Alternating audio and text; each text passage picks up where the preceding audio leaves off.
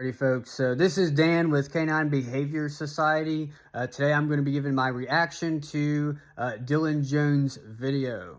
So in this video, I'm going to talk about three things. I'm going to critique Dylan's technique, his skills. I'm going to critique his professionalism. And I'm also going to offer a solution. Okay, so first things first, Dylan seems to be one of these trainers that likes to play tug with the dogs that he trains. I myself never play tug with dogs that I train, ever, with any dog, under any circumstance. And the reason why I've just never gotten into a habit of it is because I come from a world of personal protection and working with law enforcement dogs. And when we want those dogs to be aggressive, we pet them, we give them a lot of verbal praise. So the reason why I don't do it with pet dogs is because I've noticed that sometimes it can create that same reaction, which is what we see here. We see Dylan petting this dog and then turning and playing with the dog, and then he feels like the dog gets too aggressive, so he slaps the dog. Okay. Alrighty, so now we see in the second part of this video, again, he's playing with the dog, and now we see him petting the dog and talking to the dog while he's playing tug. So he's encouraging this aggressive mindset. He's getting the dog amped up, and the dog doesn't know how and when to turn off, which is why I don't like this game with pet dogs in the first place, okay? So then he says the word out, and the dog hesitantly outs, okay? The big problem with this technique is that it's hard to replicate. So if you're trying to relate, if you're working in a Zoom, or you're working with a client that's maybe smaller, or you're working with a client that's maybe doesn't have enough courage to just slap a dog in the face, what if that's a 100-pound Rottweiler? That could be people get bit all the time. There are 4.5 million dog bites, and a lot of times it's because you have trainers giving bad advice and telling their people to put themselves in this position, and then you go out and you try this with a 100-pound dog, and you got to go get stitches. Okay, this is how this happens. Is you have guys like Dylan on the internet that are telling you this is a sound technique. You have people in the comments that are all doing laughing emojis. And by the way, everybody in this video, everybody in the comment section, just take note, is having fun other than the dog. Okay, that's how you know you're on the wrong side of this. If you see the dog getting slapped around and then you're one of the people that think it's funny because you've triggered somebody that doesn't like seeing this technique, because it's not a good technique, it just means you're a rookie and an amateur, okay? You're on the wrong side of this, okay? And that's how you know.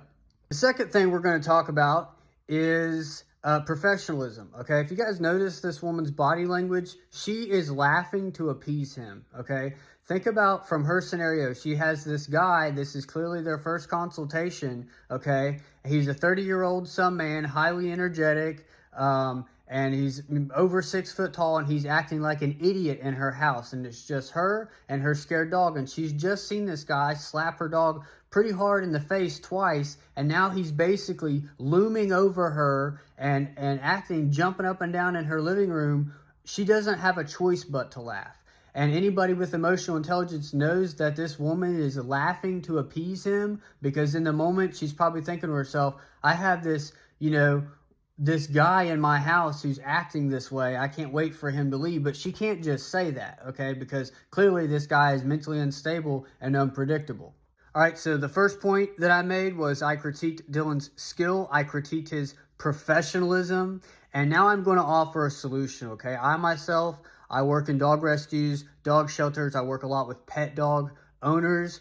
You'll see on my social media, I do have some niche skill sets, okay? But I do not specialize. I'm not an expert in those areas. I am an expert at behavior therapy and obedience training. Okay, so when I'm teaching other people, other volunteers, my method, I teach them the fun guy method, and I say there's 5 concepts as a dog trainer that you have to master to really be a great pet dog or rescue trainer volunteer, okay? And the first major concept is spectrum management, okay? When we walk up on a dog, when we're working with a dog, the very first thing that I'm thinking about is how much drive and or prey drive does this dog have? All dogs have drive, not all dogs have prey drive. So for example, I want to see how much energy does this dog have, and then I'll take him out by, the farm animals at the animal shelter, and I'm going to see how they respond around the farm animals to kind of check how much prey drive they have. The second concept is memory. We have to know that humans have episodic memory, dogs have associative memory,